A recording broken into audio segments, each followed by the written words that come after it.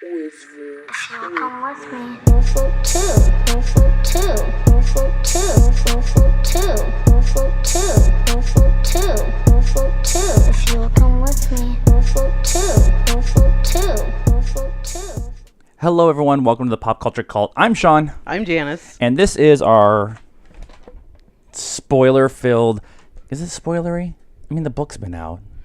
Well, yeah. I'll spoiler review of It. Now, when you Google It, all kinds of shit comes up. Yeah, it came from the deep and... Yeah, it's Google's confused. It's also Sunday. We're a little late getting to seeing this because we went with our group of friends because we all had to hold each other's hands. So, happy hashtag Cold Beer Sunday. Cold label out. Cider Sunday. And welcome to football season. We went with a group of about 10 or 12 of our normal friends, and maybe 3 or 4 of us watched a lot of it like this. However, it seemed like from the group, they really enjoyed it. Yep. Everybody seemed to enjoy it. So we thought we'd do a full review of it. We were going to do it part of the show for tomorrow night, but we thought a full review would probably be better because we can spend a little more time on it. Right? Okay. So, overall, what are your initial thoughts of the movie, how it was done, everything? My ear itches.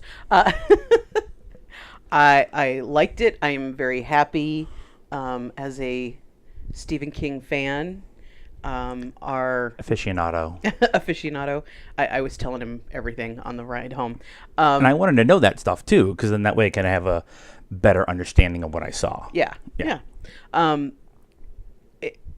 We waited a long time for a good adaptation, and while it wasn't verbatim, you can't, like we talked about on the way home, there's no way that you can do a verbatim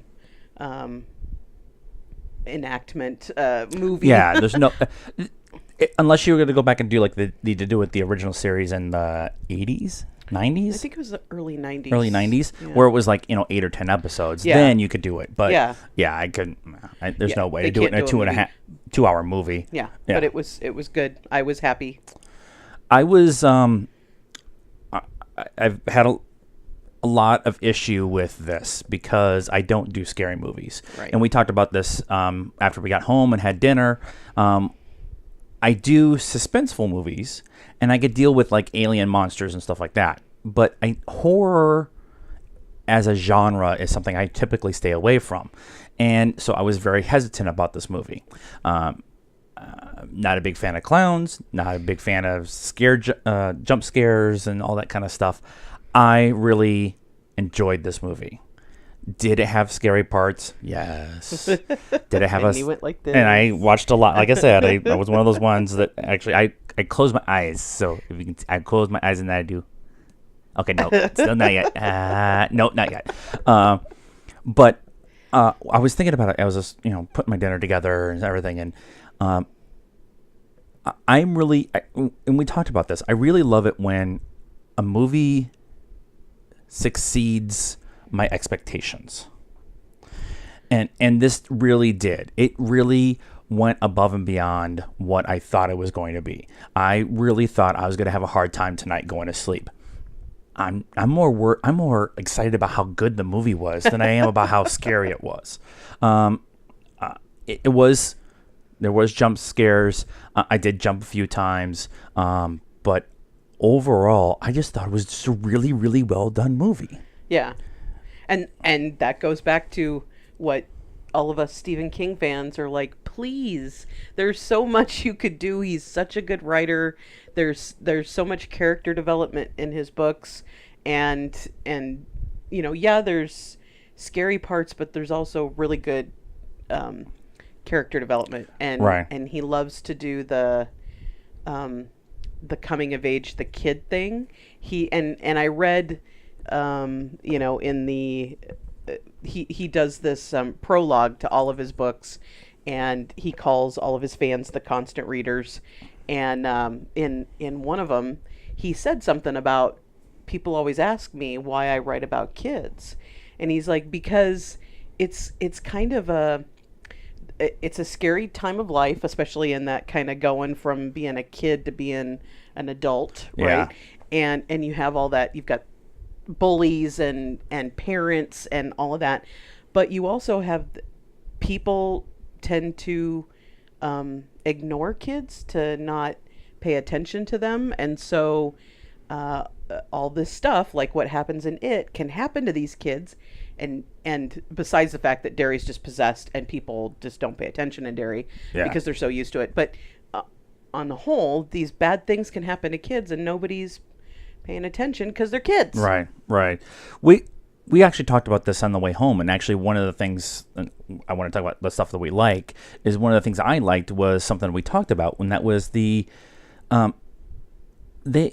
without coming out and explaining it, they explained why this town is the way it is, and how it took an outsider to come in and say, the death rate amongst adults is 6 times the national average, and it's even worse for kids. It's even worse for kids, and you get an idea, the way they handled the parents of a couple of the kids, and Beverly's dad, who's straight out Jared from Subway. He but his creep factor was just a really cool way of explaining the weirdness of this town. Yeah. And some of the other adults and how they kind of handle their kids and being just overly protective or disconnected or whatever. It just kind of helped explain why this city is so weird. Yeah. And I just thought that was really cool. I also really liked the performances of these kids. Oh, yeah. I love, one of my favorite movies is Kick-Ass. And the reason that Kick-Ass is so much fun for me is Hit Girl. Chloe Grace Moretz is awesome. And she cusses like a sailor, and she's little murder kid. And, it's like amazing. That's the thing about these kids, is that they are kids. And I love when they let them perform as kids. I was a 14-year-old boy. I was a 12-year-old boy. Sometimes still. But we cussed. We talked about our genitalia. We made fun of each other's moms. I mean, it was all, but they let them do that, and these kids were great at it. Yeah. They were so good, but they were also good when they needed to be scared or nervous, or when they needed to be kind of wide-eyed and innocent and stuff like that. And I just thought the performances overall was just really good. And then Bill Skarsgård is awesome as Pennywise. Yeah. Just awesome. Yeah. His voice is so well done. Yeah. And there is some CGI stuff because he is this demon, for lack of a better term. Yeah. But his physical performance is just so good, so well done. Yeah. What did you like about the movie? Well, I mean, again, that they, for the most part, followed the kids' part of the book. Now, they've talked about that they've always intended on making this a 2-movie series. Right. And the book kind of jumps back and forth between them being adults and being kids, because as you'll see in the next movie, they're coming back to Derry as adults to fight it again. Right. Spoiler, they didn't kill him.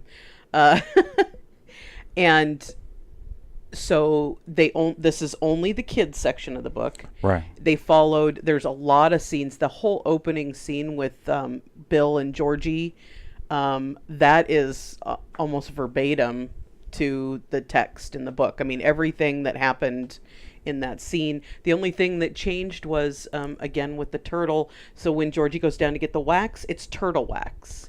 And it was like gypsy wax or something like that. Some other kind of wax. Yeah. Which, okay.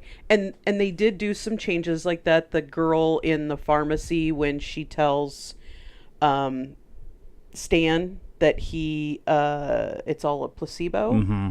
Not a gazebo. Not a gazebo. It was actually the pharmacist that told him. So there were changes, but nothing that I was like, oh my God, I can't believe you changed that. Right. It was changes that made sense. Yeah. And I really appreciated the humor. because I think the audience in our theater laughed just as much as were scared. Yeah. And that helps to break the tension, especially in a horror movie. Nobody. But it wasn't laughs for laughs' sake. It was like They were funny lines. they were funny, good Yeah. lines and Situations instances and and- situations. yeah. Yeah, exactly. Yeah. Like Bev laying on the rock, and she strips down to her underwear to jump into the lake with everybody else. She's wearing essentially a bikini. I mean, it's Yeah. a little bra in her underwear, and she's laying on the rock sunbathing, and they're all just like,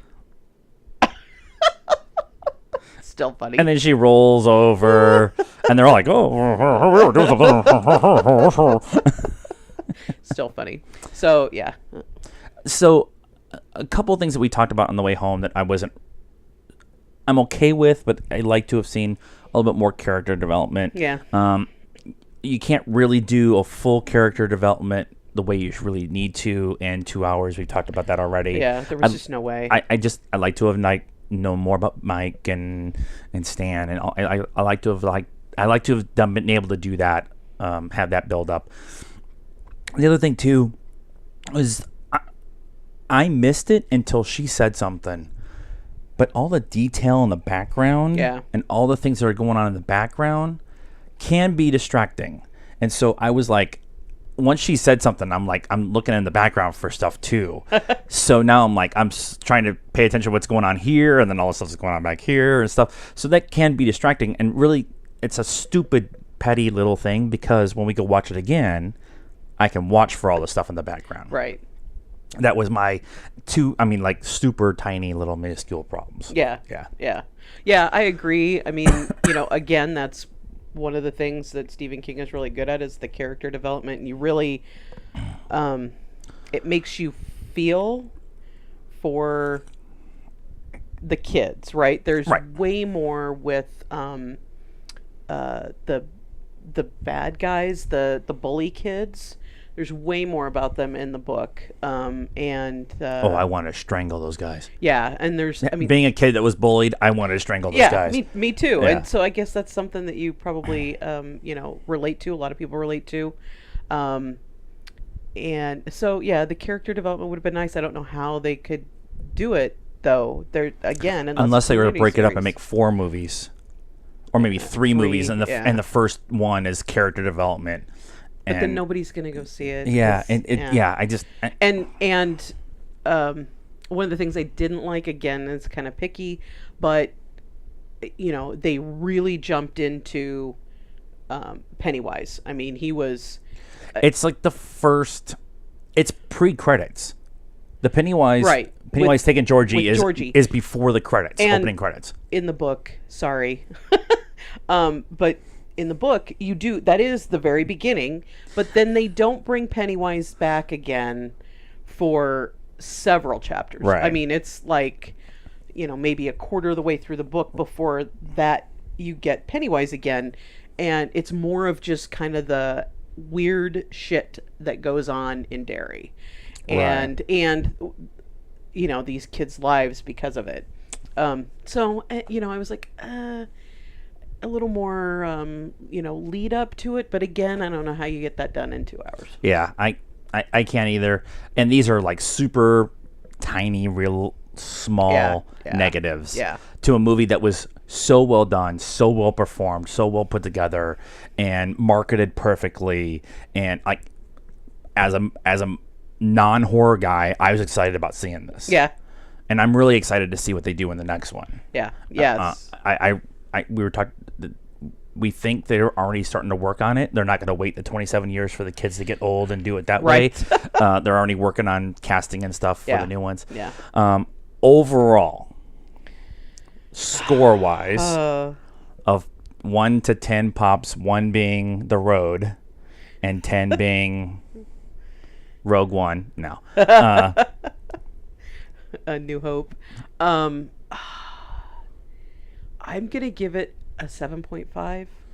I would love to do it higher, and I totally would. It's an awesome movie, but we have so many great movies that have come out already. So we'll have this discussion, but I think I'm going to have to start doing it in quarter points, and then just do them individually separate from all the other scoring we've done the rest of the year. Just Yeah. the individual movies. But If as a Stephen King fan, as a Stephen King book fan, this is a 10 out of all of their books. I mean, there's Stand By Me, which is based on a short story called The Body. That's almost verbatim to the book, and it's awesome. Shawshank Redemption, I've never read the book, but it's an awesome movie. the movie's amazing. Green Mile, and a lot of people don't like Christine because it's old, but it's almost verbatim too. Yeah. Those are really good Stephen King adaptations. I think this is probably, I mean,